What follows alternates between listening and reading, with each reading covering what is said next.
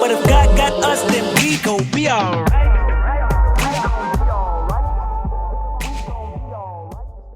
I am here. We are back. It's Wednesday, 7 p.m. You know what time it is. We are doing another Instagram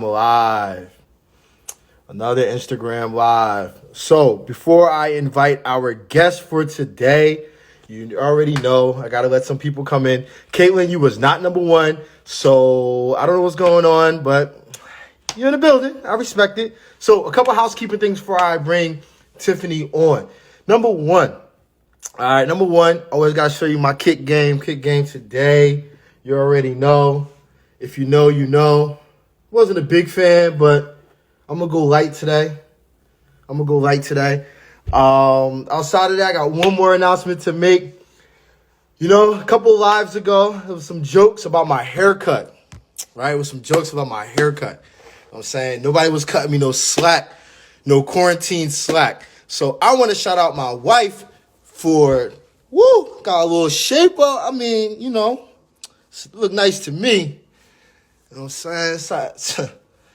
Look, I got a box. My box good, right? My box, I know my barber dude. My box good. My box high. All right, cool. I just want to make that announcement because I went on somebody's live and it was a huge live and they made some jokes, and I had to clean that up. And again, shout out to YouTube University and my wife for giving me a nice haircut. I feel a lot more confident. Not saying I'm not confident already, but I feel more confident these days with the haircut. So today we're gonna talk to Tiffany Perez. Many of you know her as Tiffany Tattooz. We're going to have a great conversation. I have some good questions. And I'm not going to keep talking because y'all didn't come to see me. So let me set the scene up right before we bring in our guest. If you're excited to see Tiffany, do me a favor. Put some fire in the comments. Put a fire emoji in the comments. We'll start that off right. Put a fire emoji in the comments.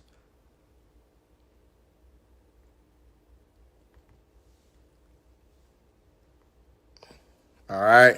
So let's see. There we go. Boom.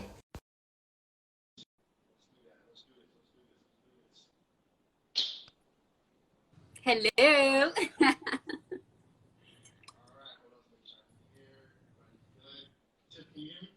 No.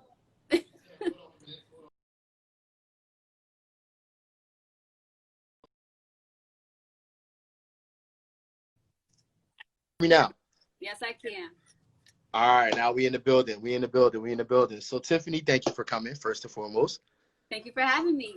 All right. Now, I'm going to start off. I always give people their flowers before we get started, right? So I read your bio. I did my research. You know, as an educator, as a professor, we're always trying to do our research on top of research. This is a positive space. We're going to talk about the greatness of the things that you're doing. Your tattoo work is amazing. I do live in Jersey. I actually seen some of your work on some individuals. I was looking for some recommendations because low key, I'm trying to get a sleeve, but I was scared to go to certain people. So I was doing my research. So, you know, I'm kind of plugging myself in after the quarantine to say that I'm pulling up to the spot. All right. Okay. You know what I'm saying? I'm pulling up to the spot. Just let me, you know, when you open up the books, let me know when you're available. Okay. And we're going to talk about that later. All right? I had to put that out there early. All right. I'll keep that in mind. All right. So first and foremost, how's everything going? How's it going right now? How you feeling? How's life? I feel great. It's a break for me. So I get to relax. But, you know, I'm keeping busy too because I have another like online business and it's been booming right now because people are just staying home and ordering online, surprisingly. So I've been really busy. But overall, I'm kind of enjoying it. I really can't complain. Right. So listen, we get flowers and it's positive. So if you want to plug your website for your online site, you can put it in the comments. I'll pin it on the bottom. Like, you know, let's self-promotion. So just put in the comment, just comment, you know, what the website is, and then I'll pin it. Don't worry about the pin part. That's my job. Doing it right now. Okay. You got it. All right. And send. Oh, okay. Yeah. There we go. I got it now. All right, boom. Hold on, let me pin that real quick. Okay, maybe not. Let's try that again. There we go. All right, so on the bottom. So check that out. We are here to support. We are one big community. All right, so we're gonna get started. Like I feel like I'm taking up too much time. Let's get this thing started, right? So I'm feeling good. What part of Jersey are you from? So I'm originally from Linden. I'm from Union County. I live in Bergen County now. You know, just in case there's some like stalkers. I don't know. It's a crazy world out there. I don't want anybody, I don't want anybody knocking on my, you know what I'm saying? But I'm in Bergen County now. I'm in Bergen County. How close you were? Yeah, not too far away from the shop. If you know what I'm saying. Got to plug that in one more time. Not too far away from the shop. I can like ride a bike, you know, quarantine bike rides, whatever it takes to get there. Right. Gotcha. So, let's get started. So I want to ask you, tell us a little bit about your childhood. Like, when did you fall in love with art? Oh, wow. All right. So I know that from what my parents told me that I started drawing when I was just 2 years old. Okay. And I always remembered, like, since I was a little girl, I was always like coloring, drawing. I will always ask for coloring books for like my birthday or Christmas. And then as I've gotten older, it just seemed like a part of me. And it just seemed very natural. I don't know. And then it wasn't until I probably got to the second grade where teachers would pick me out of class to do art projects for them. So then I knew I had something a little special about me that the other students didn't have. So it's been a part of me my whole life. So I have drawings from when I was like just 2. So it's been a part of me forever. Nice. That's fire. That's great. That's great. Now, so you fell in love kind of early, like you said, your parents were talking about it. I want to jump right into your parents because I was reading that your dad gave you a gift, right, after you graduated, correct, from college, which we'll talk about college in a minute. Can you tell us what the gift your dad gave you? My father, he bought me a tattoo machine for my birthday. By the way, shout out to dad. You know, I gotta show him love. Yeah, my artistic skills, they come from my father. So he taught me a lot about drawing, and then just seeing him, he used to do everything, airbrushing, graffiti. He taught me how to blend, and so the whole artistic ability, it definitely comes from him. He supported it from the beginning. So when I was in college, he bought me a tattoo machine for my birthday. Right. So that's how it all started. So as you know, just for people that might not understand, so Trill and I, we work with different colleges. Worked with like 85 different colleges. I myself been teaching for about 6 years now. Teaching as a professor for 6 years. My business partner has also been teaching and been a higher ed. Together, we've been a higher for over 20 years. So we are big higher ed, college, and building into people's passion. So what I want to say about this whole thing about your dad giving the tattoo machine, can you talk about the importance of investing in your passion? Like, not only you invest in personally, but having people invest in the things that you love. Like, how important is that? I think it just has to be done. If you're passionate about something, you can't really put money on it. Like when I first started, I really didn't know what I was getting myself into. And then I learned and I grew even more passionate. I was like, I need to get this. I need to get the best supplies, the best inks, the best needles, the best machines. Right. So in order to do that, I mean, you have to like just put in the money. And I promise you, like, if you're that passionate and you put in the money to get it, you're going to receive it in return. There it is. And it shows in your work. Like when you invest in good products, like it'll, people would want to invest more in you. So I think it's important. Definitely don't worry about the price. Just spend the money. You're going to get it back regardless. And I just think it's a must. You dropped the gym. So that's the first running lesson, right? Don't worry about the price. The more money you invest and the better the product is, clients are going to follow behind that. So let me ask another question, right? So we have this generation of people wanting to start their own business, people wanting to run their own, taking their passion and turn it to entrepreneurship. I'm all for it, but I also know the pros and cons that come with it. So let me ask you a question. How important is it to have supporters, and how are you able to build supporters? Because everybody doesn't believe. I'm sure you got a tattoo machine, and it was somebody that was like, Tiff, oh, you about to be lit. You about to have the shop. It's a big deal. And some people was like, I guess your dad could have got you this instead. And like, how important is it to have supporters? And how do you navigate that space of, of getting supporters and also staying away from those that might not support you in the early goings? Supporters are my favorite. They gas you up. They get you so excited. So to have those, use that as your fire to even push more. And the same thing with people who don't support you. I got that as well. Like, it's so disappointing sometimes, especially when you expect to receive support from significant people that mean a lot to you, and then they don't support you. It hurts, but you have to use that as well to push you. And almost like, for me, it was like making a point. I'm going to show this person that they need to support me because this is going to be really big. And when you put that passion into it, it kind of like attracts goodness to you. And then people eventually do start to support you. Once they see that you start growing and building your brand and doing well for yourself, then they'll come around eventually. No, I agree. So if I could add on, it's just doing the work, right? So people cannot deny, and my business partner, I talk about it all the time, people cannot deny the work and the results. They just can't deny it. They can't deny the numbers. So if the numbers show and the results show and the supporters show, you know, then guess what? I'm doing something right. And sometimes the people that are closest to you won't support you in the beginning because they think they know you. Yeah. Right? They'll come around real quick when they and see they'll come around when they growing. see you on that screen or that Summer Jam screen, if you know the reference, right? So they'll come around, they'll put, you know, and they'll try to support you. So it's very important. I want to add something else because, you know, this is an educational show, but I was watching a video that I seen years ago from Cornel West, and it was talking about being self-made. And he said that being self-made is a myth. Like, it's not really true. Being self-made is being successful. It's about connecting yourself to the people that laid the foundation before you. So it's very important that your dad has laid the foundation, and it seems like he's a very good parent, you know, from what I'm reading and what I'm hearing from you, that he laid that foundation not only as a father, but to also build into your passions and your goals to take you to the next level. And that's so important to understand that some people are self-made and I can do it myself. It's also important to understand who did it before me, right? And how they did it successful, and then how can I take it to the next level? And then also telling them about your goals because they know how to support it. So I just wanted to kind of throw that out there. There's a Cornel West video. If you want to watch it, shoot me in the DMs. I got you. It's quarantine. You don't got nothing else to do, some of you, but, you know, holla at me. Right? So, all right. So we talked about your childhood. How was high school? Like, you went to high school in New Jersey, I'm assuming? I did, yes. How was your high school experience? Was there anything around tattoos in high school, or did it happen a little later? I mean, I know from the bio, but when did it kind of happen?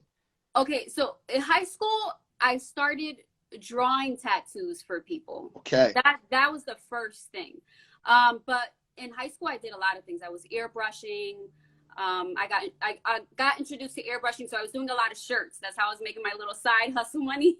Dope. And then after that, then the tattoo designs. People were like, "Can you draw this for me? Can you draw that?" So that kind of got me a little bit into the door. But I never had tattoos at that time, and it wasn't until college, like towards the end, like my junior year, that my father bought me that tattoo machine, and it just changed my entire aspect of like my whole vision and perspective of the tattoo industry just got changed. I never even stepped foot into a tattoo shop, but when I was introduced to that and I got the machine, it was just like, there's something about this that I really need to just go in hard for, because this could be something really, really good. Right. That's when everything like changed from there. Oh, that's dope. So let me ask you a question about college. You went to college, you graduated from college, correct? I did, yes. Okay. Now, when you went to college, you went to school for fine arts, correct? You have a degree in fine arts. So can you tell us about that college experience? Has that degree helped you in your field? That is the question I want to ask. Do you think that degree helped? All right. So originally, I went to school to be an art teacher. Okay. And shout out to the educators. But I hated it. I hated it. But shout out to the educators still. I didn't like it. Once I started to get into the student teaching part, okay, I realized that it wasn't really something that I felt very excited about. I felt like you needed a lot of patience. There was too much structure, and I'm an artist. I don't like that. Okay. So it was that time where I was like, I don't know if I want to continue doing this, but I was already a junior. What do I do? So then the tattoo machine was given to me. And then after that, I spoke to my guidance counselor. I'm like, hey, how do I get out of school quicker? Because right. what I like. And I don't think I want to be an art teacher anymore. So he was like, just take the education part out and graduate with fine arts with the concentration in drawing. And I was like, that's perfect. It's still like the art aspect. I still got a degree in art, but I can still do tattoos. It comes hand in hand. So it worked out in the long run, and I was able to get out sooner so I could become a tattoo artist quicker. There it is. But I think that, I mean, I would never take college away. I mean, it was the best experience of my life. Even the art education part, I got to find myself a little bit more when I started getting into the student teaching and other courses. But I've always had like a skill. So if I didn't go to school for art, I think I would have still been okay. I mean, it opens up the doors to a lot of different types of art, and it gives you different perspectives, and it helps you to understand how to work with people and be professional. I mean, all of that is just, it was needed, you know, regardless. Right. But I think I still would have been okay without a degree, but I'm glad I got it anyway. I never regret that at all. Right, cool. So let me ask you another question about college. I know that you're a part of a sorority, correct? That's right, yes. Shout out to the sorority. They made the connection with us. So shout out to Melissa and others, you know, for making that. LTO. Appreciate it. Has that helped you in your career? You know, I bring this up in almost every episode. I got to stop, but I'm going to bring it up again. Jeff, I'm sorry, but Jeff is my business partner, and he went to school with J. Cole. He always gives that story about J. Cole, being involved on campus, being a student leader. And, you know, he believes that played a part in him growing the fan base because, you know, St. John's is a school that had a bunch of people from all across the country who went home in the summer and was like, listen, man, I got this guy, Jermaine. This is his mixtape. Listen to it. And it kind of can build an audience. Do you feel like that happens with you, with your sorority? Has your sorority helped you gain some clients or help promote your brand? Or is there anything from the sisterhood that you learned that you took those skills into your business? Well, when I was in college, I was extremely, extremely shy. And I think being in a sorority has helped me to open up and network, and just having to talk, run meetings, do stuff like that. Right. So they helped me in that aspect. But overall, I mean, my sorority, a lot of them are my clients anyway. So they're a big support system in regards to that. They're my clients, and they tell other people about me. And then sometimes we'll work together and do things as like for instance, like raffles, we'll raffle off a tattoo, work together as a team. So it's good networking, and they're my clients as well. And they tell other people about me. So I think it's helped me a lot. Yeah, absolutely. And then, you know, there's this narrative where, and I don't want to go too far into it, but that college is not needed, right? There's this narrative that's going around. And I agree there's certain parts of college that needs to be changed. We've been talking about it for years. If you've been following Trill or Not Trill, that's how we started our business. But I think the element of college that needs to stay the same, or we need to take and continue to cultivate and make it better, even on a digital level, is networking, right? And building a team and building and friends and support that sometimes you didn't gain until you got into college. So it's very important to kind of bring it up about sororities and being involved and being in clubs and organizations, because sometimes they become your clients later on, or they become your reference for that job. So that's why I kind of wanted to bring that up. So I'm glad you added to that. 100%. Yeah. Now the process of being a tattoo artist. Now I'm the worst artist probably in New Jersey. I'm terrible. I can't even draw a stick figure. I can't even draw straight. Right. So there's some people I actually personally know that before quarantine was great artists were talking about becoming a tattoo artist. I know they check us out, and I know there's some students that might be interested. What does that process look like? Like, what would you tell a college student who wants to be a tattoo artist? Like, what is the steps needed to get there? Or a high school student or whoever? Yeah, so the first step, I think, is to have a portfolio, and it has to be very versatile. You have to have all different types of artwork, because we're looking at that. So if somebody comes into the shop and they want to become an apprentice, I have to see your portfolio first. I need to see what your ability is and how creative you can be. Right. After that, if the artwork is good, then you can we'll do like an interview, and I kind of fill them out, see how it is. But that's kind of how it goes. Have a good portfolio. And you have to be super talented, and then you want to try and get an apprenticeship. Now, those are kind of hard to get. You kind of have to be a little lucky. But there's also like a tattoo school, I think, in Jersey City that they take as many people as they want. They're strictly like a tattoo school. So that's also an opportunity. But for the most part, you just want a good portfolio and then try to get an apprenticeship. And then once you do your apprenticeship, you become a tattoo artist. Some people do it at home, but then you don't really understand. A lot of times you don't really get to know the professional or clean way to do things. You want to stay away from like cross-contaminating, and you want to know how to understand the machine and needles and stuff like that. So a tattoo shop like kind of gives you all that information. So but that's pretty much what it is. You Okay, cool. Apprenticeship. Cool. So I got another question. Before I ask that question, because I'm about to dig a little deeper when it comes to business. So I have no pressure at all, but I just know you're going to drop some gems. So when Tiff dropped the gems, or if you want Tiff to drop gems, I want you to put the needle emoji in the comments. I know you probably got to dig for that because a lot of people don't use the needle emoji, but I want you to find the needle emoji and put it in the comments. All right, put it in the comments, and then we're gonna get that started. So find the needle emoji, put it in the comments. If you have any questions, the question box is right next to the comment section as well. Now I want to get really into this business part of it, right? A creative and business sometimes do not mix, right? It does. Let's just keep it real, right? And business and being creative sometimes does not mix as well, right? Because some people are so worried about the bottom line number, the dollar amount, how many customers, the revenue, the return on investment, and the creativity is out the door. And then vice versa, it's like, I want to be creative. I don't want structure. Do we have to have a 9-to-5 schedule? Like, oh my God, I don't want rules, right? Because I feel creative when I'm, not tied in or feel tight in a space. So let me ask a question for you. How are you able to handle the business side of things? So how are you able to start Ink Gallery, right? So let's talk about that, right? Let's be honest, right? Quote unquote, this is a male-driven industry, quote unquote, right? How are you able to start a business in a male-driven industry, number one? And number two, how does a creative become good at business? You don't have a business degree. You didn't mention anything about business. So I asked some of those questions just to see. How are you able to do that? So the first question is, how did you start? And then the second is, how are you maintaining the business side? Is it you? Did you learn? Talk to us about it. I don't even know where to begin. Somebody said Tiffany rocks. That's how, no doubt. So all right.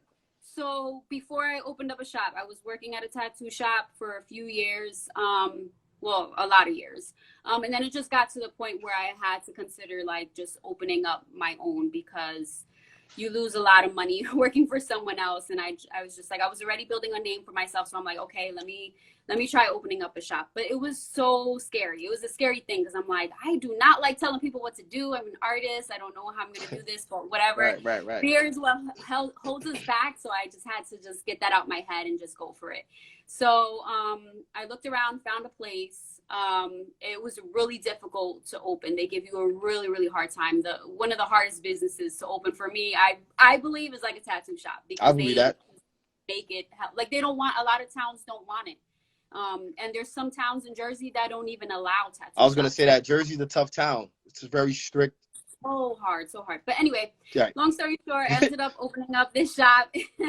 And it's something, how can I say, you have to, I don't know how to say this. You ready. I'm waiting. No pressure. You kind of lose a lot of your personal time. You have to really dedicate and put all of your time and effort into the business, and you learn, throughout all the issues that you come across. As far as being an artist and a business owner, it's hard because, like I said before, I don't like telling people what to do. I hate dealing with numbers, but this is where you kind of like delegate and get people involved to help you out. So get a good accountant to help you with that. You want to get somebody for the front desk that you trust that can help you with your numbers and handle emails and handle social media for you, because me trying to do it on my own, but it's really hard and it stresses you out. And what happens is all the stress from the business aspect comes into your artwork. Like when I'm becoming the creative, I'm tattooing people, I start thinking about all the things that I have to deal with the shop, and it stresses me out and it reflects in your work. So you don't want that to happen. Right. So, I mean, when you're kind of mixing the two, art and business, it could be done, but it's stressful, and you're going to have to delegate and find someone to help you out. You know? Right. I think that's a great answer, right? So But add the I needles. learned a lot, and I feel like now I got the hang of this. Like I'm a pro now, You're so pro. it's a learning experience, but it could be done. Right. So add those needles because she dropping gems. Like I forgot to mention earlier, Tiffany, when you come on Trill or Not Trill, you are a guest professor, right? You're not just you're not just a tattoo artist. You're not just somebody else on reality TV. You're not a tattoo. You don't own just a tattoo gallery. You are a professor. All right. So we are here because we feel education is everywhere. And, sometimes I always cause when you're a parent and you tell your kid something, but an aunt can come from all the way across the country, say the same exact thing. But because they don't see him every day, they're like, oh, auntie said, but I've been saying this for years. Yeah, and it's the same concept. It's the same concept at Trill or Not Trill, where because you don't have a PhD does not mean you can't teach in a college setting or you can't teach education. So again, if whatever information you want to drop, please drop it because you are the professor right now.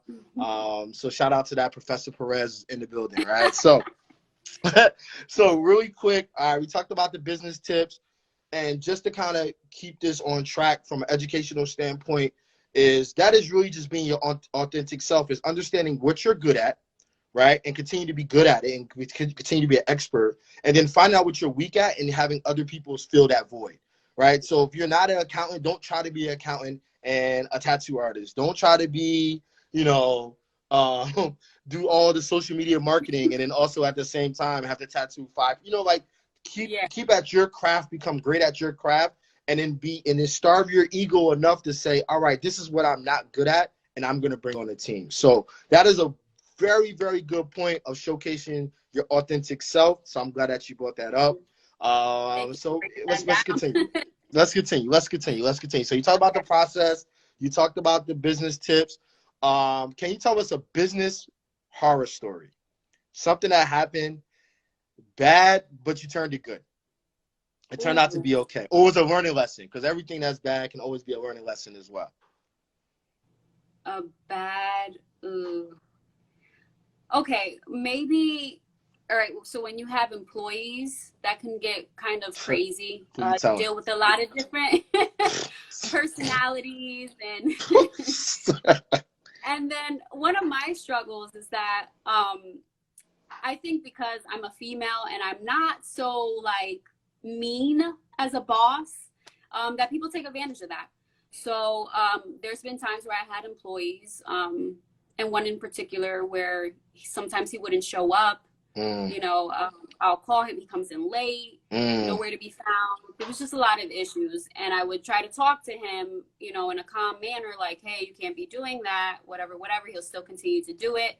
And then I ended up having to just let him go and fire him. Right. And I think that was important. If somebody in your business is not being a good reflection of you, and they're kind of just bringing you down and stressing you out, then sometimes you have to let them go. But you don't have to let them go like, you're fired and I never want to see you again. We had a talk, and it was a mutual understanding, and I let him go. And then I was able to find someone who was able to fulfill the need of the shop, and it ended up working out great. He's doing great and I'm doing greater. So I like that. He's doing great. Gotcha. Yeah, I got that. I caught that. I got someone to replace, and it worked out. So with that being said, it's just you really want a good team, and you don't want to be involved with people who kind of stress you out, because it'll make things harder for you. And sometimes you just got to be strong. And even though you don't want to tell people what to do or fire them, sometimes you got to be a little strong and just do it, because it's not going to help you if you just hang on to baggage, Right. Exactly. So again, that's great advice. It's just, being honest in a relationship, period. It doesn't have to be business. The energy that people give around you can really dictate your success moving forward. So it's important that if you have negative people, or if you're part of the Trill or Not Trill membership, we call them sucking MCs. If you have some sucking MCs around you, it's never personal. It's more business, and it's to protect you. It's just to make sure that you respectfully, move along, and let them know that it's never personal, especially if they're affecting your business, they're affecting your money, they're affecting your outcome, because you work so hard to be successful. You don't want somebody to bring it down based on their behavior. So my boy here, Kels, is somebody I actually personally know. He said Joey is one of the best in the shop. I don't know who Joey is. Oh, Joe, yeah. But I don't want Tiffany's doing my tat, dog. I'm not. We already Joe, talked. yeah, Joe has been with me since I opened. Like, I think it's 7 years now, and he's the one who stuck around the longest. He's the only one who stuck around. So it's me and him. So he's the second one to tattoo the longest. All right, perfect, man. Shout out to Kels, man. Appreciate you pulling up. So we're gonna go into social media and reality TV. Okay. All right. My favorite thing to talk about. Not really, but it is, kind of, right? So, but it has to be talked about because we're talking about authentic self. So I think some people or some educators might have seen the title and they're like, "Oh, what are we going to talk about? Like tattoos?" Or no, it's not. It's really just talking about being authentic, right? So we know that tattoos is a way to express yourself. So we want to just talk about the expressive just as a trait. So tell us your experience with reality TV first, right? Was it good? Was it bad? And let me explain why I think it's important to have this conversation. Because if we're home in quarantine, I know a lot of students, I know a lot of parents are telling their kids, you might not have many things to do, but you could be a YouTube star, right? And YouTube to me is a small sample size of one day being on reality TV or showing people who you really are or whatever the case may be. You might lose a little bit of your authentic self while doing these type of things, right, on reality TV and social media. So tell us, maybe the good experience, the bad, like how was it being on reality? Was it a good effect on you? Did it help your business? Did it not help your business? Any learning lessons? Like, just talk to us about it. Being on reality TV it's good and bad. It's not what people think. You go on there and they need drama. So if you don't give them drama, then you're basically like going to get kicked off the show. So with the show that the first one I was on, Black Ink, that one is a dramatic reality show, but there's a storyline you have to follow. And if you don't follow that storyline, then, it could go bad for you. So I think I did lose myself a little bit being on that show because I was trying to be something for what the producers wanted to portray on TV. And in the end, it just didn't feel right. I was like, this is not me. And people were like, what are you doing on there? Like being like this and that, it's not you. And if you really truly know me, you will be surprised. Like a lot of my friends were like, why are you going on there? That's like not even you. Right. I played the part. I did what I did, and I didn't like it. So I was like, you know what, guys? I'm getting out of here. This is too much drama for me. It's not even displaying the artwork that I thought I was going to show. So, but the good thing about it is that it does give you exposure. So after being on TV, my following grew. That helped me to get more opportunities and network with a lot of people. So I greatly appreciate that. I think whether it's good or bad exposure, it's still exposure, and that's good. And people kind of forget sometimes. So in the end, like, even if I wasn't someone's favorite character on the show, if they see me in person, they're like so excited, like, oh my God, I saw you on TV. It's different when you see them and interact with them in person. And then the last show I did with TV, there's a lot of oh my God, a lot of time that you are waiting around, a lot of editing and redoing scenes over and over again. So it's not like you just go on camera and you just do things one time. Like, no, you have to do it 5 times. I got to walk in the door 5 times and say, hey, 5 times in different ways. So TV is kind of crazy, but it does give you exposure. So my advice is, if you're okay with switching up or being a little bit more extra for TV, then you can go for it. And if you want some exposure, go for it too. At the end, you're still getting seen, and that's what we want to be able to grow our business. So it was pretty cool. Great answers. Now, what about social media? All right. So I'm sure your following grew on social media. I'm sure you had a good following before, but of course, when you go on these shows, people are nosy or people want to be your fans, either or, right? They want to be nosy or they want to be your fans. So can you talk about that? Because I look at my students, and again, I just graduated high school last year, so don't try to guess my age, right? So, I look at student. I'm genius, feel me? So, but I look at students, and I just know how much. Not even just. Let me talk for a minute. It's not just students, right? I look at people, and I watch how they really buy into social media as if it's 100% their reality, right? Yeah, It's just like 100. buy into it more than research and books and doctors and their own parents and their own selves. Like they just buy into just social media. What tips do you have for our students as somebody, because it's always people giving our students tips about social media with a following, no shade, but a following of like 50 people, right? So of course you could tell students, oh, you shouldn't post that, and no, you shouldn't say this, and you shouldn't do that. Yeah, you have 40 followers, right? What do you tell people like yourself who has a large following? Like, what are some tips you want to give to students if they do end up in that space? Because a lot of students suffer from, one, not being their authentic selves, but depression and overthinking things or not doing stuff because they don't have the likes and the following. What are some advice that keeps you sane while you're on social? Let's keep it real. Like, what keeps you balanced on social media that you're not too caught up in it and you're still doing your work? Like, you're still Tiffany the tattoo artist at the end of the day, no matter what social media. Like, how do you find that balance? Like, what are some tips around social media to kind of protect some of our students and people that are listening, not just students? So basically, what am I doing different? So on social media?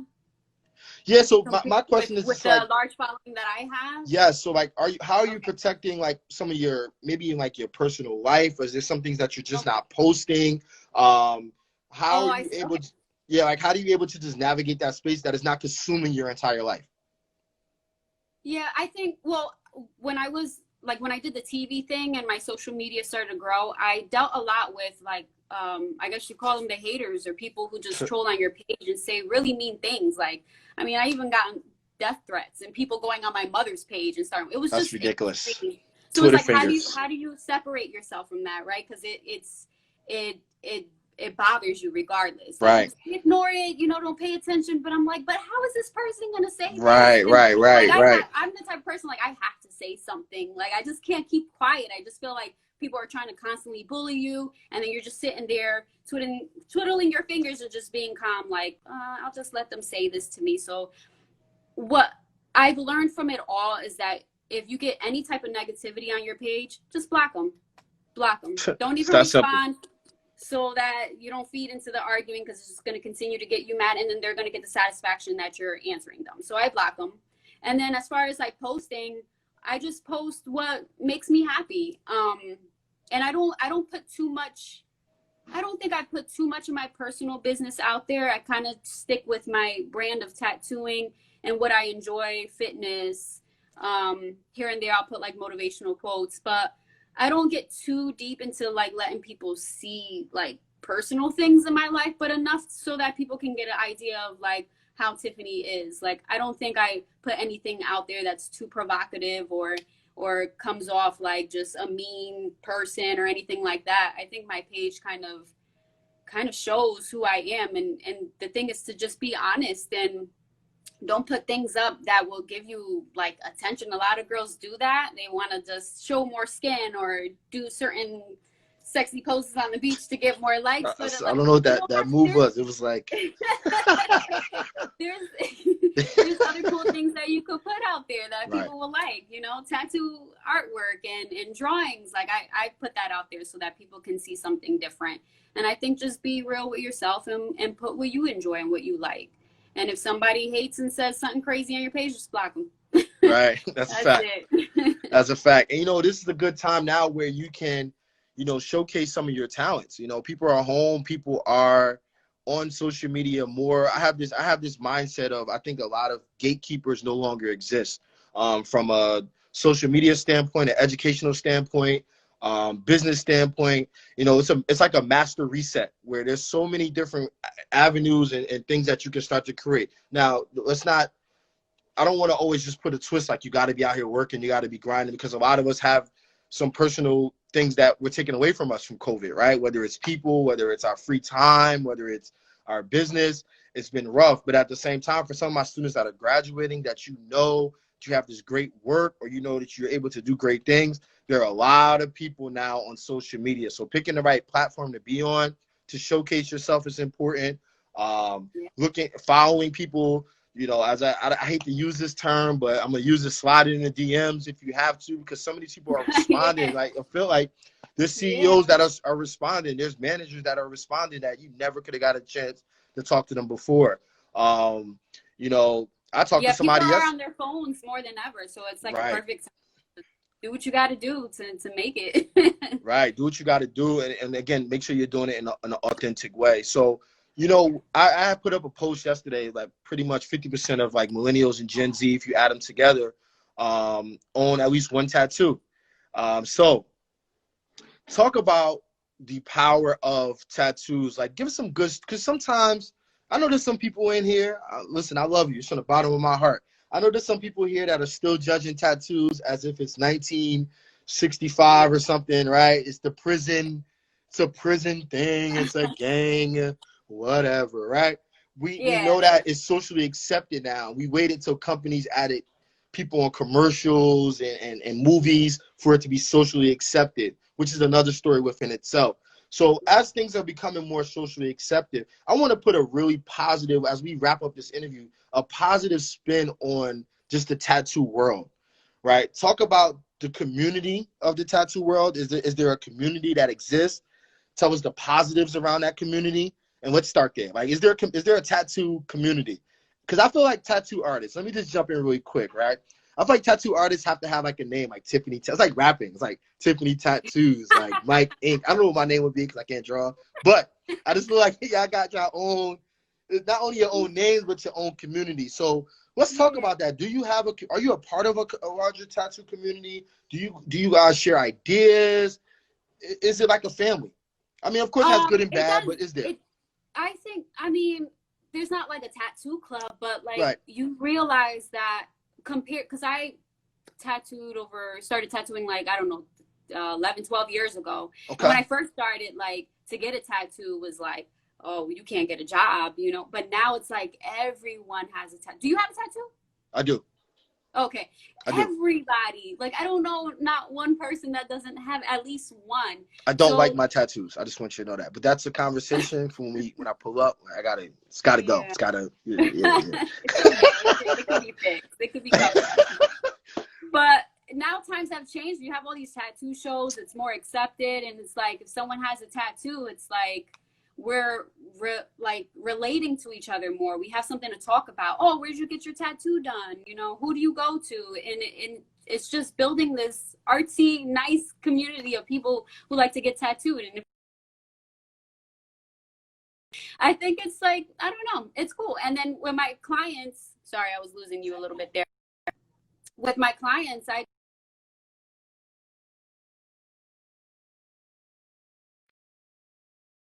parties, birthdays, everything. So yeah, we should be good. Yeah, we back. Sorry.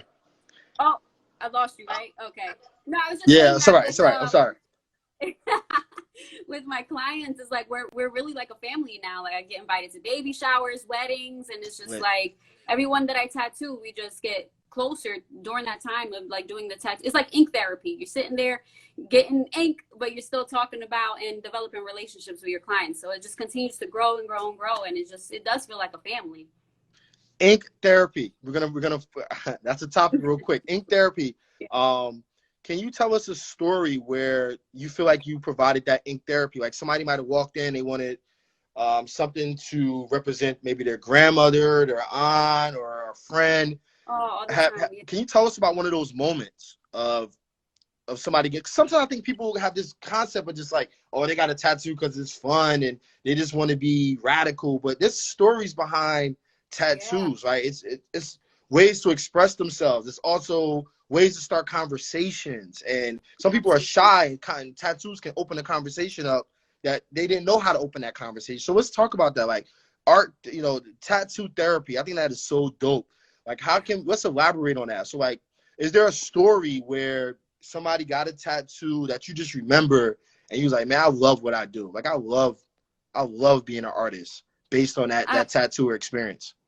Yeah, I think a lot of those moments come from like when I do portraits of someone who has passed away in someone's life. So they want to get a portrait of their face.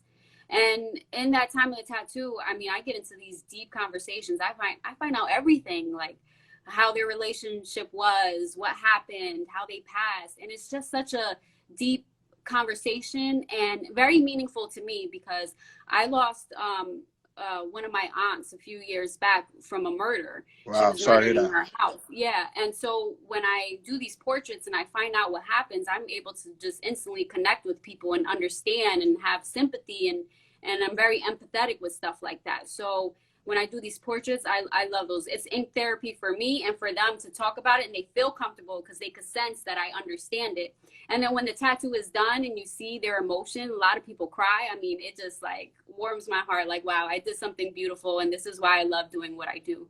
And then there's other times too, like outside of the actual tattoo art, you get to know your clients, and you see the things that they've well, sometimes they open up and share things, like people suffer from anxiety or depression, and they just need, or a breakup, and they just need someone to talk to in that moment.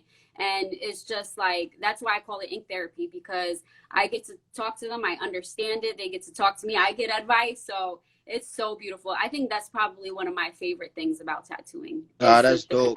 And sharing stories like that. That's dope. You know, that's going to be the title of this talk, ink therapy. After that, that's great. I might switch that up.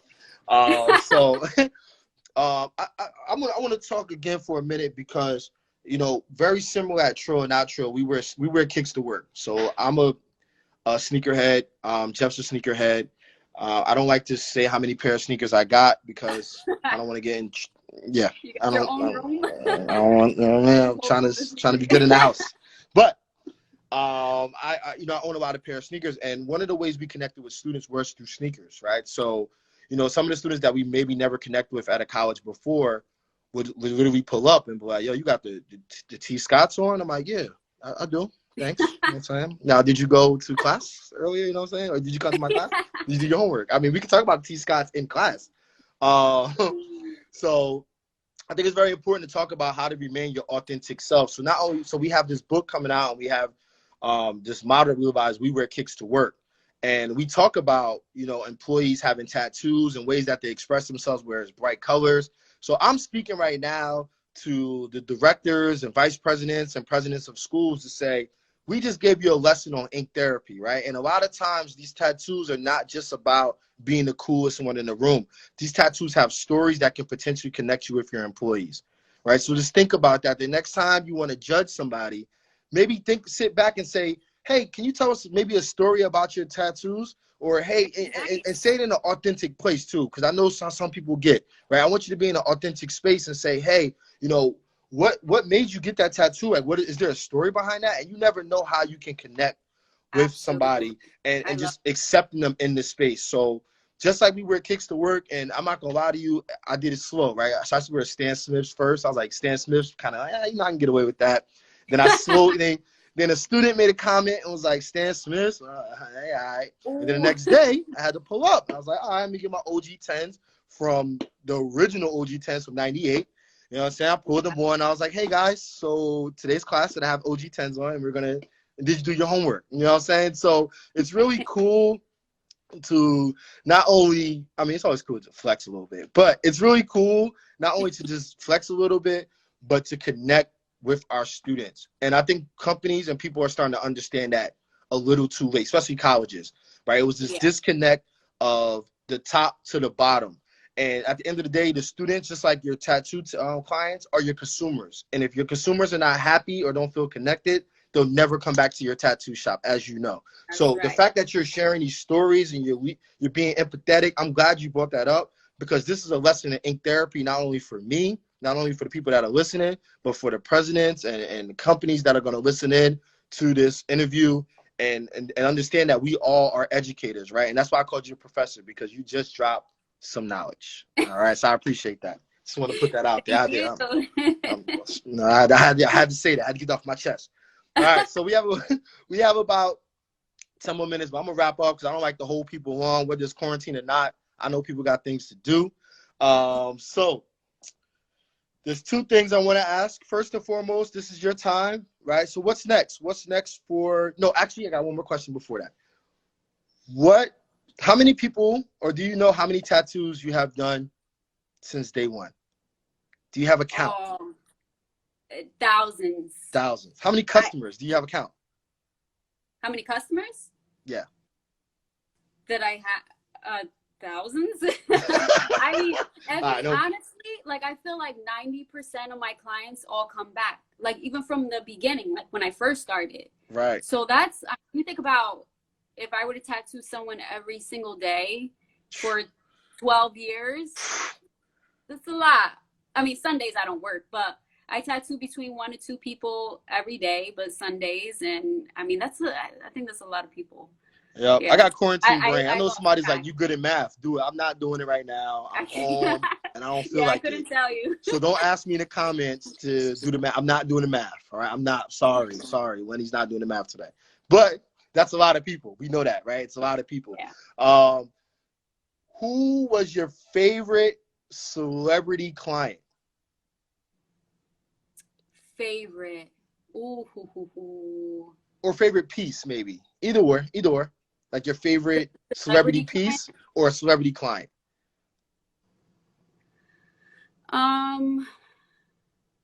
Like this person maybe gave you some advice. Snooki was kind of fun. Snooki, okay. Yeah. She was fun. She made my experience like wild and crazy. I mean, the people that came with her, and it was just, everyone was having a good time. My mother came, we were interacting, we were FaceTiming people. It was just like a big party when she came. So I had fun with her. But I mean, wow. I mean, there's a lot of favorite pieces. They're usually like the back piece that you posted. One of my favorites. And that's fire. That's fire. The sleeves, the sleeves that I do, I mean, those are always fun because they're big projects. So it's almost like someone gives me a canvas and says, hey, do whatever you want. And I do my thing, and then it's more fun. And this is the arm. This is the arm. That's the one? Is that the one with the old tattoo too? It's got to go. It's got to go. It's got to go. Oh, okay. It's got to go. It's got to go. It's got to go. Jeff, don't you say nothing later, Jeff. I know you be holding on to stuff for jokes for later. Don't talk about my tattoos 6 months from like, stop, please. Be my friend. All right, cool. So we do this game called Top 5, right? And we ask everybody their top 5. I was having a little bit of trouble today. I'm not gonna lie. I was like, all right, am I gonna ask maybe her top 5 tattoo artists? I was like, nah, man, we showcasing you. I'm like, I'm not doing that. So, oh man. So I'm thinking of top 5 in pop culture, right? Top 5. I'll do tattoos. What's your top 5 favorite tattoos that maybe you did or something that you've seen, creativity wise? That I did? I don't have a picture to show. All right, let's not do that. You want me to just explain it? Nah, it's not gonna be the same. It's not gonna be the same. All right, so we're gonna go pop culture. All right, we're gonna go pop culture. I really dug deep. All right, get ready. I really dug deep in my research. Not only were you a part of a sorority, right? You was a part of a hip hop dance crew, maybe, right? Maybe yes. Dance. Yes. All right. That's in college. All right. So, as we close out, can you tell us? We had our last guest last week tell us his top 5 rap artists, hip hop artists. Could you tell us your top 5 hip hop artists? There don't have to be no set order. Don't have to be no set order. I haven't done this in so long. No pressure. 5, like current or just whoever comes to mind. All right. Nas. Okay.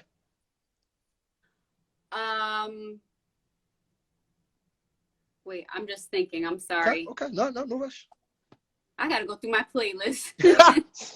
All right, Nas is a good one. Nas is a good start. Nas, the top 5. Who are the top 5? Kanye. Do I want Kanye? No. Bye, Kanye. Peace. Sorry, I'm not saying that out loud because just in case we have to work together. So, yeah, Kanye, bye. Jay-Z. All right, Hove. I do, yeah. Biggie is always on my playlist. God. Okay. 2 more. I know. I'm thinking. No rush. Who's hot right now? It's like no good artists. Oh. No. Give me one to give me an Yeah, who else? I'm Who's your I'm favorite? trying. Number one. Who's my favorite? Yeah. My favorite number one is Nas. Oh, come on. I'm serious. Yeah. Yeah, I'm serious. My top five is it's pretty debatable, but I'll take it. My top five is Nas, no set order. Nas, Rakim, Jay-Z, Biggie, and people gonna hate me for this, and I don't care. Kendrick Lamar, and it's personal. That's why. And some people don't like that. Is good. It's top five. He's in my top five. I know people gonna say not enough albums and catalog, blah blah blah, but it's fine. That's my top five. Okay. I can't think of any more. Somebody said Big Pun down here. Big Pun fans. Solid. It's having no pressure. I feel like I put too much pressure on you. I'm sorry. I'm sorry. Because now we got people on the radio that I can't even believe they're on the radio. Like, what's going on? Yeah, it gets rough. It gets rough out there. Trust me. It gets rough. Think about. I feel like I'm showing my age when I. I told you I graduated last year, so we're not talking about that age stuff. But all right, Tiff. So I'm gonna let you go. Again, for those, if you have any questions, real quick, just throw the question in.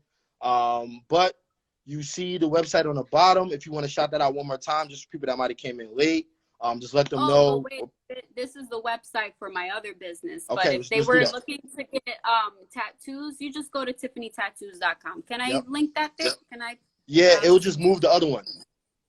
Okay, that's fine. I'll okay. do that. Let me. And then to book an appointment, there is like a form there you can fill out, and that's how we start booking. Yep, I got you. And I just did it right there. So. Yep. Big L. Someone said Big L. Nice. Yeah, Big L's fire. Big L's got bars.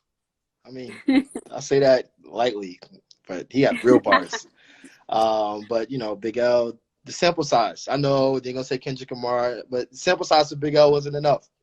I'm sorry. I'm a Kendrick Lamar fan. I'm sorry. Seen him live. Love him. What can I say? What can I say?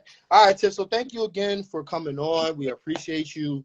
We don't want to take anybody's time for granted. We definitely want to make sure you get your roses. If you want to listen to this interview, we send it to everybody after. So once we edit it, master it, all the good stuff, you can definitely listen again, listen back, and I'll be reaching out for my sleeves. When things, I don't know, whenever stuff changes outside. But I'm gonna reach out. Definitely have a conversation about it. So again, thank you for coming. Thank you for being our professor for today. If there's any school that's looking to reach out to you, we'll do we'll make that connection. We'll have that conversation. We'll send you an email offline to talk about some more things. Yes, Kels, a sleeve. I'm getting a sleeve. Thank you. It be your own homies. I tell you, be your own homies. Be your own homies. All right, Tiff. So we're gonna let you go. Thank you again. Thank you. We appreciate you, and continue to do great work. Thank you, and you stay safe, and hope to talk to you again soon. Yeah, definitely. We'll be reaching out. We got some ideas. We'll run it by you. Okay. All right. Have a good one. We'll talk to you. All right, y'all. So we got 1 minute and 56 seconds left. So I'm gonna shout my Trill Not Trill team out tomorrow. We back 7:00. May 14th. We'll be with Maud Arnold, one half of the tap dance duo, international tap dance duo. They have worked with people like Good Morning America, Beyonce, and more. So pull up. She's funny. She's really good. She's very talented. Has done this work all across the world. Has run a virtual tap, one of the first virtual tap dance classes directly right after Corona, had thousands of people participate. So they're doing that great work. Thank y'all for coming. We out. So if you want to watch this, tell a friend and tell a friend, tell a friend. Thank you for pulling up. I'll see y'all soon. All's my life I has to fight.